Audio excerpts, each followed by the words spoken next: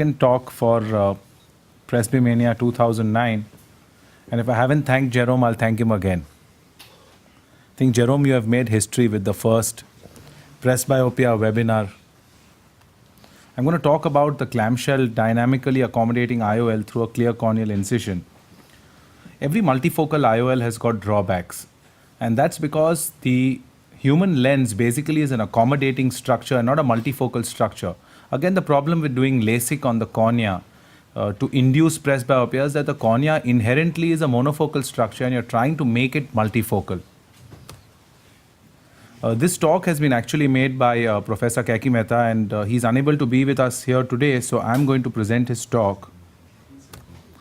The problems with existing multifocal IOLs and accommodative IOLs are that present concepts are based on a single plate IOL, something like the human optics lens that came and went, etc.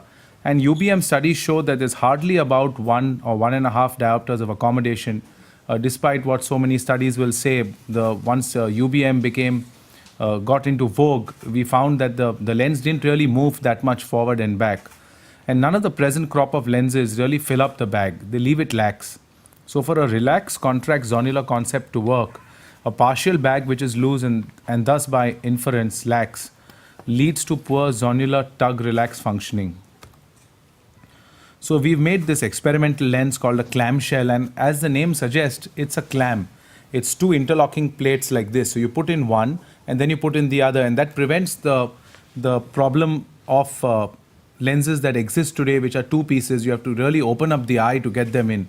So this is two little pieces that can be injected in through an injector and then coupled together in the capsular bag. This is the posterior plate, which is the dioptric carrier on the top left. The anterior plate, which has a hole in it, which is like a carrier that fills up the rest of the capsular bag. The plates interlock to form one IOL, and this is made of stiff hydrophilic hemacrylate. And there's a little schematic representation on the bottom right as well. The posterior plate is injected into the bag, and then the anterior plate, which is hollow, is also injected into the bag. Then it's rotated around so the two interlock. The dioptric carrier moves forward through the central open plate, getting nearly a full range of accommodation. And I'm going to show a little video a little later. Basically, the results showed anywhere between 1 to 3 diopters of accommodation, and really didn't have very many complications because these cases are very carefully selected. What makes the surgery a little bit challenging is the need for immaculate phacoemulsification through an ideal 4.5mm excess. You can't have a 7mm excess, you can't have a capsular tear. It's not going to work, and if you end up having to yag the whole capsule, then the accommodative mechanism will fail. Some optical problems were there because these lenses are experimental and made on one-off basis. It's not really in routine production. So in summary, the clamshell variable accommodative IOL appears to be safe and effective when you're waiting for one of the big companies to come forward and take the concept forward. And this was first presented about 5 years ago. And we see these patients regularly. In a few of them, the anterior plate has actually displaced with contraction of the capsular bag. So what you can do is you can go back in there and peel off the cortex and then recenter the plate. It's a tremendous potential refractive surgery tool for clear lens extraction, correcting not only high myopia and high hyperopia, but also of retaining accommodation. And one day, there will be no multifocal lenses, there will be only accommodative lenses, because that is the whole human lens is basically an accommodative mechanism and not a multifocal mechanism. I'm going to show you a little video.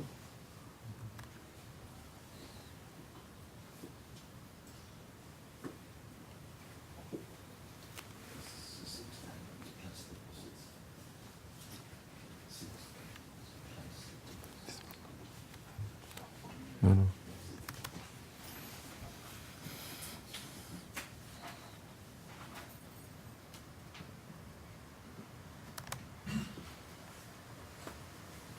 So this is what the lens really looks like. This is the posterior plate, and the anterior plate, you can see that's hollow. It has flanges and interlocking areas in the rear plate. So the two fit like this. That's how it fits inside the capsular bag. And this is a little animation. And you can see the posterior plate moving forwards once it's interlocked with the effort of accommodation. And that's the whole idea behind the lens. So this is just a regular phacoemulsification. 2 side ports and a standard 2.8 millimeter clear corneal tunnel. Just stiffen the eye a little with viscoelastic. A groove so that you get a nice rectangular tunnel, and in with the knife. We'll go a little forwards now.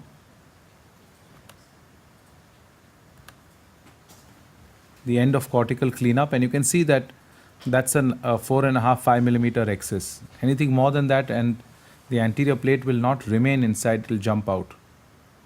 Now first the back part of the lens goes in, because you can't put in the front and then expect to get the back in. So first the back part goes in and loads up into a Rayner. At that time it was called the Rayner Center Flex. Now it's called a C-Flex. This was a Rayner Center Flex with a hexagonal pattern cartridge. It gets in very nicely through 2.8. So you inject this into the bag. So part of it is going to get in the bag and part of it is going to remain out. So it's pretty soft. So it's not really difficult to get it in there. With the help of viscoelastic and your side instrument, you can rotate it in. Little pressure and little rotation go hand in hand.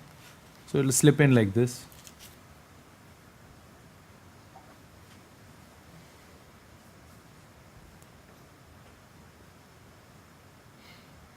And now it's time to put in the anterior plate. Again, it's the same Rayner Centerflex cartridge. And in it goes.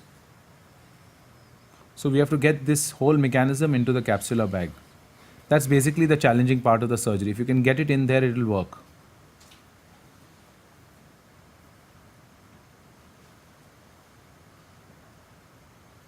So you can rotate it until it interlocks. And the periphery of the anterior rim is made of stiffer hema.